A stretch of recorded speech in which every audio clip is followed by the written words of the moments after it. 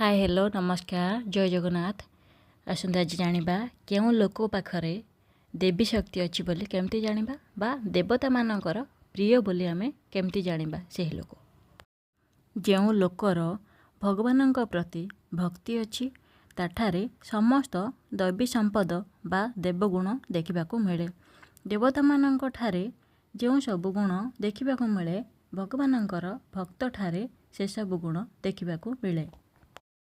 किंतु जे भक्त नुहे अर्थात अभक्त से भौतिकता दिगरे शिक्षा सभ्यता आदि रे जेते उन्नत हेले भी ताठारे देवगुण न थाए।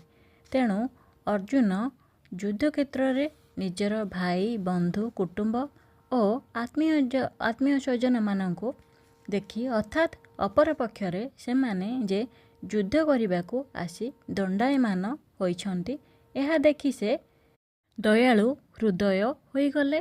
प्रारंभरु तो से निज पक्षर सैन्य मानंक प्रति सहानुभूतिशील होई उठिथिले, किंतु वर्तमान से अपर पक्षर सैन्य मानंकु देखी एवं सेमानंकर आशु मृत्यु कथा चिंता करी बड़ दयालु हृदय होइगले।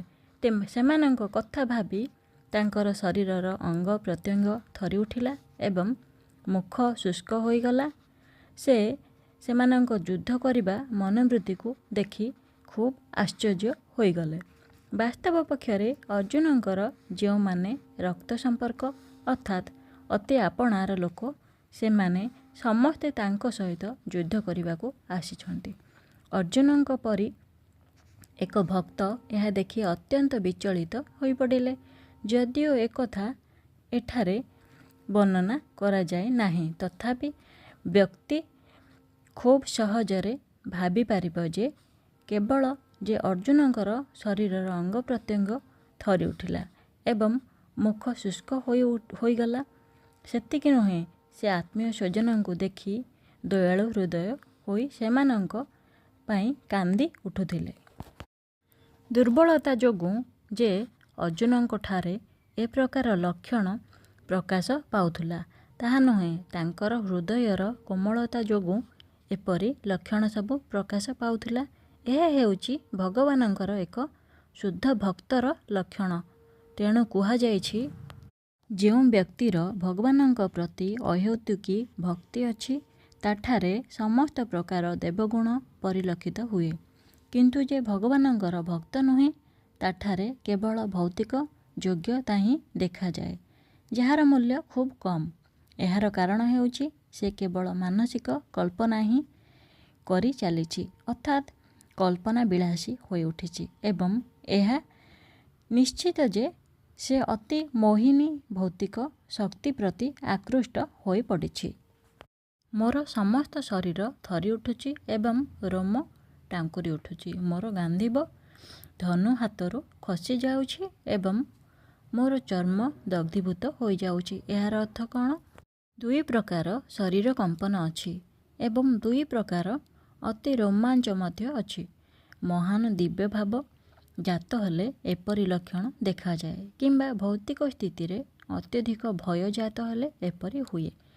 दिव्यानुभूति लाभ समय रे भयर प्रश्न नाही। एठारे अर्जुनंकर ए जेउ सबु लक्षण प्रकाश पाउछि से सबु भौतिक भय जोगु अर्थात जीवन चाली जीव एई भय जोगु एपरी लक्षण मान प्रकाश पाउथुला। एहा मध्य अन्य सबु लक्षण ठारू भिन्न।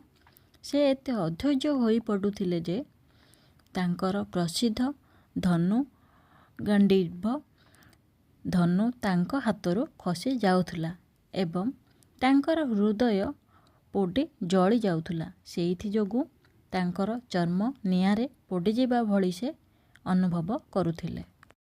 भौतिक धारणा किंबा भौतिक धारारे जीवन यापन करुथिबा जोगु एपरी हेउथिला। से कहउछंती मु एठारे आउ ठिया हेबाकू समर्थ नुहे, मु निजको भूली जाउछि एवं मोर मन भ्रमुछि। हे केशी दैत्यर हत्याकारी, हे केशव, मु केवल अमंगलर कारण मानंकु ही देखि पारुछि।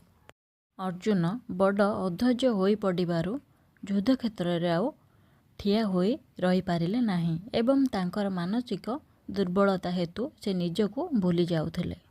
व्यक्ति भौतिक वस्तु प्रति अत्यधिक आसक्त हो पड़े से बड़ व्यस्त विव्रत और व्यथित हो पड़े, तार जीवन दुर्विषह हो उठे। भयम द्वितीयाभिनिवेशतः स्यात्। ए प्रकार भीति एवं मानसिक चंचलता सही लोकों पाखरे देखा जाए जो माने अत्यधिक परिमाण रे भौतिक विषयवस्तु प्रति आसक्त हो पड़ी थांती। युद्ध क्षेत्र में अर्जुन केवल अमंगलर लक्षण ही देखिले, दुख देखिले। से देखिले युद्धरे विजयी हेले भी से सुखी होई पारिबे नाही। एठारे निमित्तानि विपरीतानि शब्द बड़ अर्थपूर्ण अटे। जेतेबेले व्यक्ति हताश होई पड़े सेतेबेले से जहा आशा करि नथाए ताहा आसी पहुँचे। सेतेबेले से भाबे मु काहेकि एठारे अछि। प्रत्येक निज निज विषय रे व्यस्त, निजर सुख बा मंगल रे व्यस्त। केही परमेश्वर बा परमात्मा कथा भाबंती नाही। अर्जुन श्रीकृष्ण प्रति आनुगत्य प्रकाश करी निज सुख प्रति व्यवहृत होई उठिले। श्रीकृष्ण ही प्रत्येकंकर वास्तव सुखर केन्द्र अटंती। बद्धजीत जीव यह भूली जाए एवं सेठिपाई से भौतिक दुख भोग करे। अर्जुन भाविले युद्धरे विजय लाभ तांकु केवल दुख ही आनीदेव। ए विजय तांकर दुखर कारण हेब। पर भाग आर भिडियोटी भल लगी भिडियो गोटे लाइक करदेवे, चैनल को सब्सक्राइब करदेवे, जहाँ फल न्यू वीडियो मु अपलोड कले आपण मानक पाखरे सर्वप्रथमे पहुँची पारिबो। जय जगन्नाथ।